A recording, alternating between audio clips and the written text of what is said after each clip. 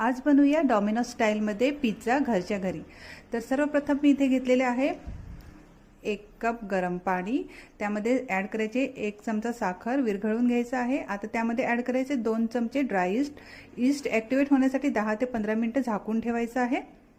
आता मी 2 वाटी मैदा घेतलेला आहे, त्यामध्ये 1 चमचा साखर आणि किंचित मीठ ॲड केलेलं आहे। आता 15 मिनिटांनंतर ईस्ट ॲक्टिवेट झालेला आहे। आता हे पाणी मैद्यामध्ये ॲड करायचं आहे आणि छान असा मऊ गोळा बनवून घ्यायचा आहे। आता 5 ते 7 मिनिटं हा गोळा मळून घ्यायचा आहे। आता एका बाउलमध्ये थोडंसं तेल लावून हा गोळा 1.5 ते 2 तासासाठी ठेवून द्यायचा आहे। 1.5 ते 2 तासानंतर हे बघा मैदा फुलून डबल झालेला आहे। आता थोडंसं मळून घ्यायचं, फक्त थोडंसं मळून घ्यायचं, जास्त मळून नाही घ्यायचं। आता एका डिशमध्ये थोडंसं तेल लावायचं आणि त्यावरती आता हे मैद्याचं पीठ स्प्रेड करून घ्यायचं, बेस बनवून घ्यायचा हाताने आणि फोर्कने असे होल मारून घ्यायचे आहेत। हे बघा आपला पिझ्झा बेस रेडी झालेला आहे। त्यावरती लावायचा आहे पिझ्झा सॉस, 2 चमचे पिझ्झा सॉस लावलेला आहे मी। आता त्यावरती स्प्रेड करायचे मोझरेला चीज आणि तुम्हाला हवे ते व्हेजिटेबल त्यावरती ॲड करू शकता। आता पिझ्झा बेक होण्यासाठी रेडी झालेला आहे।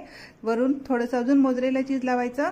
आता कढई प्रीहीट करायची 10 मिनिटं आणि त्यावरती पिझ्झा ठेवून 25 मिनिटांसाठी बारीक गॅसमध्ये पिझ्झा बेक करून घ्यायचा आहे। आता आपला पिझ्झा रेडी झालेला आहे। वरती ऑरिगॅनो आणि चिली फ्लेक्स ॲड करून सर्व करायचं आहे। Thank you so much.